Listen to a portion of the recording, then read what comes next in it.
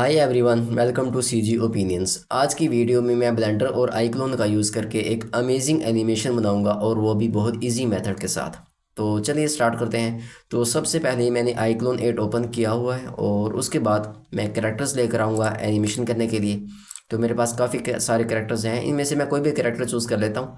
तो जैसा कि अब ये वाला कैरेक्टर मैं यूज़ करना चाहता हूँ, तो जस्ट ड्रैग एंड ड्रॉप करूँगा आईक्लोन के अंदर और उसके बाद हम इसको एनिमेट करेंगे। तो आईक्लोन के अंदर एनिमेशन करने का मेथड ये होता है कि हमारे पास रेडीमेड मोशंस होते हैं जिन्हें जस्ट ड्रैग एंड ड्रॉप करना होता है कैरेक्टर पर और उसके बाद एनिमेशन हो जाती है। तो डिपेंड करता है कि हम किस तरह की एनिमेशन करना चाहते हैं, तो उसी हिसाब से मोशन चूज़ करते हैं। तो मेरे पास काफ़ी सारे मोशंस हैं, इनमें से मैं वो मोशन चूज़ करूँगा जो मैं जिस तरह की एनिमेशन करना चाहता हूँ। तो जैसा कि मैं एनिमेशन करना चाह रहा हूँ जिसमें ये बंदा भाग रहा होगा, तो मुझे रनिंग का मोशन चूज़ करना है। तो अब यहाँ पर रनिंग वाले मोशंस हैं जो मैंने ओपन किए हुए हैं। तो अब यहाँ पर रनिंग 1 है, तो पहले मैं ये चेक करूँगा और उसके बाद मैं चेक करूँगा कि कौन सा मोशन सही है और उसको हम फाइनल करेंगे। तो अब इसको कॉपी कर लिया मैंने। अब प्ले करता हूँ स्पेस प्रेस कर देने के बाद, तो अब ये इसको एनिमेशन हो रही है। ठीक है, तो अब मैं ये वाला, अगर मुझे ये सही नहीं लग रहा तो मैं कोई और मोशन यूज़ कर सकता हूँ। जिस तरह रनिंग 1 है और रनिंग 2 है, तो रनिंग 2 को ड्रैग एंड ड्रॉप करूँगा करैक्टर पर और उसके बाद मैं चेक कर लेता हूँ कि इसकी एनिमेशन ठीक है ही नहीं। तो मुझे ये काफ़ी सही लग रहा है एनिमेशन इसकी।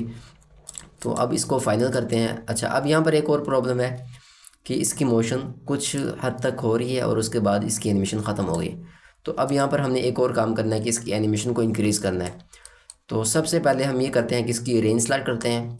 तो अब यहाँ पर एक एंड पर एक ऑप्शन बना हुआ है जी, ग्रीन कलर का जो है, तो इसको मैं ले आता हूँ होल्ड कर देने के बाद पीछे। और अब यहाँ इसका मतलब यह है कि इसकी एनिमेशन इसके दरमियान दरमियान में होगी, इन दोनों के दरमियान में होगी, इसके आगे नहीं जाएगी। तो ये इसकी रेंज है।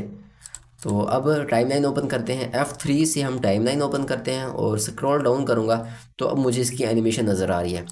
तो अब यहाँ पर जहाँ पर एनिमेशन ख़त्म हो रही है, यहाँ पर देख सकते हैं कि ये बॉक्स बना हुआ है जो एनिमेशन है और इसका नेम भी ऊपर लिखा हुआ है और उसके बाद इसकी एनिमेशन नहीं है। तो मुझे इसकी एनिमेशन को इंक्रीज़ करना है। तो अब इसको इंक्रीज़ इस तरीके से करूँगा कि जहाँ पर इसकी एनिमेशन एंड हो रही है उस जगह पर कर्सर लेकर जाता हूँ और उसके बाद एरो का निशान बंद करा रहा है। जस्ट एरो को निशान पर आने के बाद उसे होल्ड करेंगे और उसके बाद उसको इंक्रीज़ कर देता हूँ आगे की तरफ, तो ये एनिमेशन इसकी कॉपी हो जाएगी। ओके, अब ये एनिमेशन ये रेंज से मैंने आगे कर ली है। ओके, क्योंकि मैंने इसकी एनिमेशन की रेंज पहले स्टार्ट की हुई है। और अब मैं इसे दोबारा प्ले करता हूँ, तो अब ये एनिमेशन इसकी लंबी हो गई है, इसकी ड्यूरेशन ज़्यादा हो गई है। ठीक है, अब ये कैरेक्टर हो गया फाइनल और उसके बाद मुझे एक और कैरेक्टर यूज़ करना है था, जो कि मैं दोबारा ओपन करता हूँ कैरेक्टर वाली फोल्डर और इनमें से मैं और कोई कैरेक्टर चूज़ करता हूँ। तो जैसा कि अब ये वाला कैरेक्टर है, मास्टर मेल इसका नेम है, तो इस कैरेक्टर को ड्रैग एंड ड्रॉप करता हूँ आइक्लोन के अंदर। तो अब मुझे इस कैरेक्टर की एनिमेशन करनी है। तो अब जब हम इसको एनिमेट करेंगे तो इसका साइज़ काफ़ी सारा बड़ा होगा इस कैरेक्टर की बनिस्बत। तो अब मुझे उस हिसाब से इसका मोशन अप्लाई करना है जिसमें ये इस पर सूट भी करे और इसकी स्पीड भी तकरीबन बराबर रहे। तो अब यहाँ पर हम मोशन अप्लाई करेंगे जिसमें ये बंदा चल रहा होगा, लेकिन क्योंकि इसका साइज़ बड़ा होगा तो उसके हिसाब से इसकी स्पीड बराबर होगी। तो हम यहाँ पर मोशन यूज़ करते हैं जिसमें ये बंदा वॉक कर रहा होगा, वॉकिंग। तो मैं W प्रेस करता हूँ और उसके बाद W से स्टार्ट होने वाले सारे आ जाएंगे। तो वॉकिंग वाला मोशन इधर आ गया और उसके बाद वॉकिंग वाले नीचे हैं। तो इनमें से मैं कोई भी यूज़ करता हूँ, जैसा कि अब वॉकिंग 2 है। तो अब इसको ड्रैग एंड ड्रॉप करूँगा इस करैक्टर पर और उसके बाद मैं चेक करता हूँ। तो ये करैक्टर पर ये सूट नहीं कर रहा सही तरीके से, उसी हिसाब से मुझे करना है क्योंकि इसका साइज़ भी बड़ा होगा और ये उस पर सही भी लगे मोशन। तो हम कोई और यूज़ करते हैं। तो जैसा कि अब ये वाला करता हूँ वॉकिंग 10, इनमें से कोई भी चूज़ कर लेते हैं, कोई तो अच्छा होगा। नहीं, ये मोशन भी ठीक नहीं है, मोशन वॉकिंग 1 ये भी ठीक नहीं है और मुझे मोशन चेक करना है कोई भी वॉकिंग 1-2 है। तो ये वाला मोशन ठीक है मुझे लग रहा है, क्योंकि इसका साइज़ जब बड़ा होगा तो ये वाला मोशन सही लगेगा। अब वही काम करना है इसकी एनिमेशन को इंक्रीज़ करने के लिए। F3 से टाइमलाइन ओपन करते हैं और हम इसको अब इंक्रीज़ करेंगे इसकी एनिमेशन को। तो अब जैसा कि एनिमेशन नज़र आ रही है इसकी, अच्छा ये याद रखना है कि हमारे पास जिस चीज़ की भी एनिमेशन करनी है टाइमलाइन के अंदर, उसकी एनिमेशन देखना चाह रहे हैं तो वो चीज़ सेलेक्ट होनी चाहिए, वो कैरेक्टर जो है वो सिलेक्ट होना चाहिए। तो अगर मैं एम्प्टी जगह पर जाके क्लिक करूं और उसके बाद मेरे पास कोई कैरेक्टर सेलेक्ट ना हो, कोई भी चीज़ सेलेक्ट ना हो तो उसके बाद इसकी एनिमेशन नहीं आएगी। इस जगह पे कोई एनिमेशन नहीं है। अगर मुझे उसकी एनिमेशन देखनी है तो उसको सेलेक्ट करना है और उसके बाद मुझे इसकी एनिमेशन नज़र आएगी। ठीक है, अब इसकी एनिमेशन को इंक्रीज़ करते हैं तो उसी मेथड के साथ इसकी एनिमेशन को इंक्रीज़ करेंगे। ठीक है, अब ये इसकी रेंज यहाँ तक थी तो इसकी एनिमेशन मैंने आगे कर ली है। अच्छा, अब इन दोनों कैरेक्टर्स की एनिमेशन हो गई है। अब हमने इसको एक्सपोर्ट करना है और इसका साइज़ वगैरह सब कुछ हम एडजस्ट करेंगे ब्लेंडर के अंदर। तो अब जस्ट इन्हें एक्सपोर्ट कर देना है ब्लेंडर के लिए। तो अब दोनों कैरेक्टर्स को मैं सेलेक्ट करता हूँ और उसके बाद फाइल पर आता हूँ। फाइल पर आने के बाद सेकंड नंबर पर ऑप्शन है एक्सपोर्ट का और एक्सपोर्ट एफबीएक्स कर देना है हमें। तो एक्सपोर्ट एफबीएक्स जब मैं क्लिक करूँगा उसके बाद यहाँ पर कुछ सेटिंग्स हैं, जहाँ पर एक इम्पोर्टेंट सेटिंग है जहाँ पर हम बता सकते हैं कि हम किस सॉफ्टवेयर में इसे यूज़ करना चाहते हैं इस एफबीएक्स फाइल को। तो अब जैसा कि मैं ब्लेंडर यूज़ करूँगा तो मैंने ब्लेंडर सेलेक्ट किया हुआ है और बाकी आपके पास कोई और भी यूज़ हो सकता है, सेलेक्ट हो सकता है पहले से ही। तो हमने जो भी सॉफ्टवेयर यूज़ करना है वही सिलेक्ट करना है। तो ब्लेंडर मैंने कर लिया सिलेक्ट और उसके बाद ये रेंज सेलेक्ट करनी है।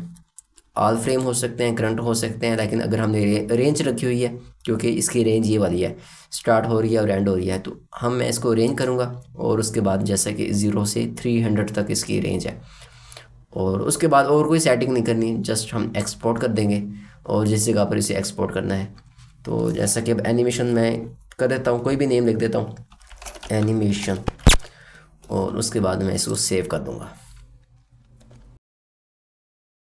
तो फाइनली अब मैं आ चुका हूँ ब्लेंडर के अंदर और मैंने कैरेक्टर्स को इंपोर्ट भी कर लिया है। अब हमारा बाकी काम सारा होगा ब्लेंडर के अंदर।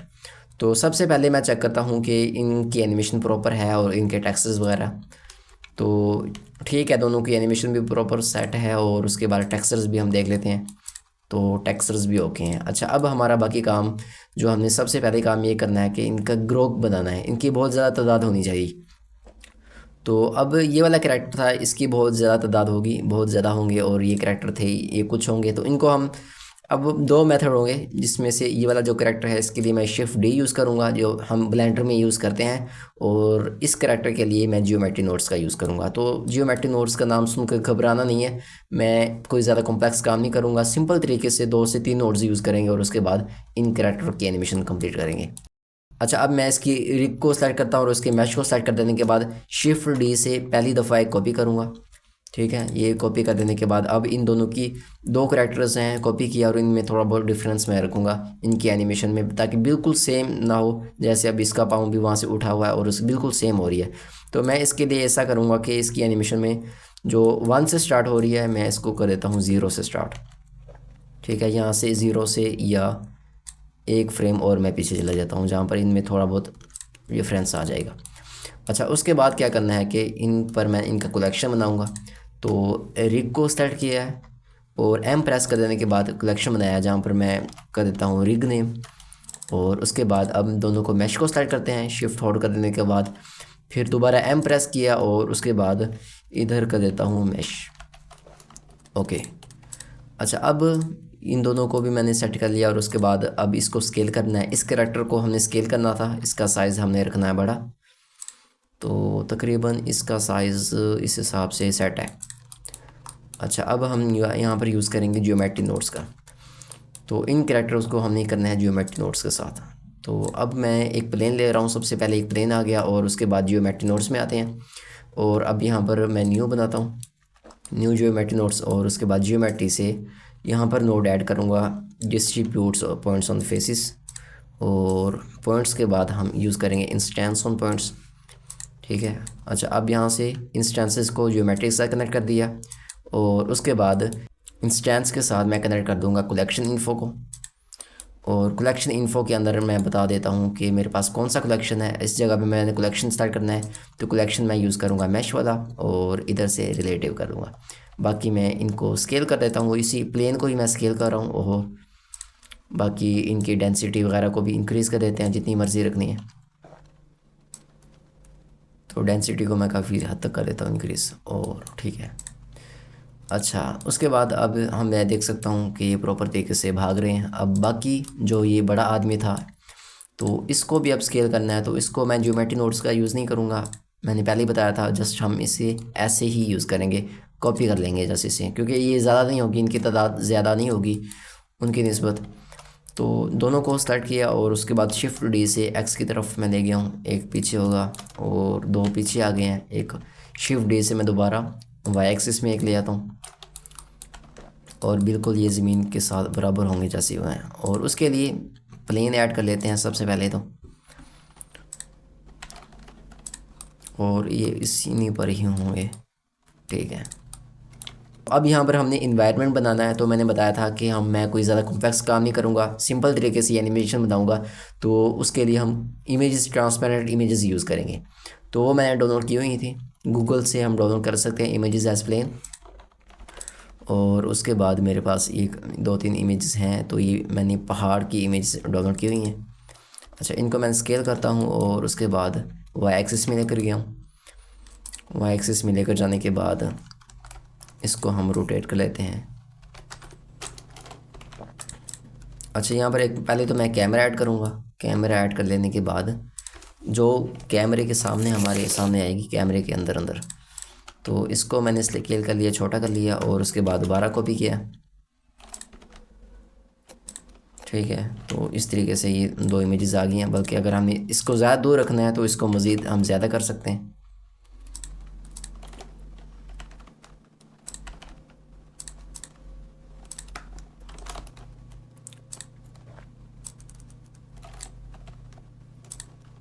ठीक है। अच्छा, अब यहाँ पर स्काई वगैरह बनाना है। तो स्काई के लिए मैंने एक और इमेज डाउनलोड की हुई थी और वो इमेज यूज़ करते हैं स्काई के लिए।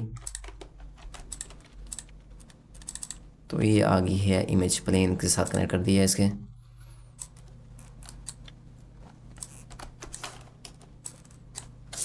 कैमरा ओपन करता हूँ और उसके बाद इस जगह से हम इसको कर देते हैं इमेज प्लेन के साथ ऊपर, ठीक है। अब ये इस जगह पर वो भी आ गया। और उसके बाद हमने क्या करना है कि इस पर प्लेन पर टेक्सचर अप्लाई करने हैं। तो इधर से मैं ब्लेंडर किट से टेक्सचर डाउनलोड कर लेता हूँ, जिसमें मोसी टेरेन टेक्सचर यूज़ करूँगा।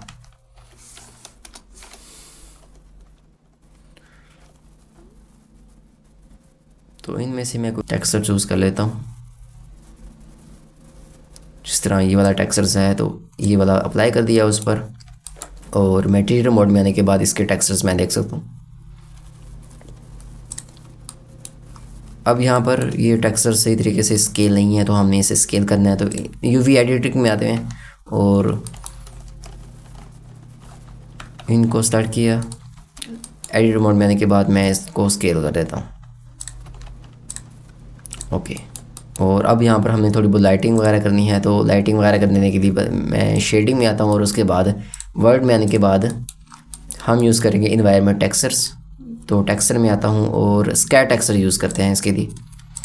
कलर में, कलर के साथ हमने कनेक्ट कर दिया और उसके बाद स्ट्रेंथ को मैं कर लूँगा कम, 0.1, बल्कि हम रखते हैं 0.3। और उसके बाद अब यहाँ पर कुछ सेटिंग है सन के साथ।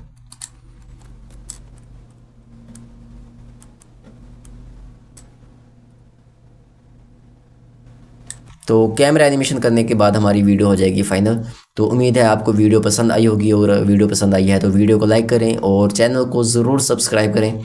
और अगर आप चाहते हैं कि मैं किसी स्पेसिफिक टॉपिक पर वीडियो बनाऊं तो कमेंट्स में ज़रूर बताइएगा। तो मिलते हैं नेक्स्ट वीडियो में, ओके।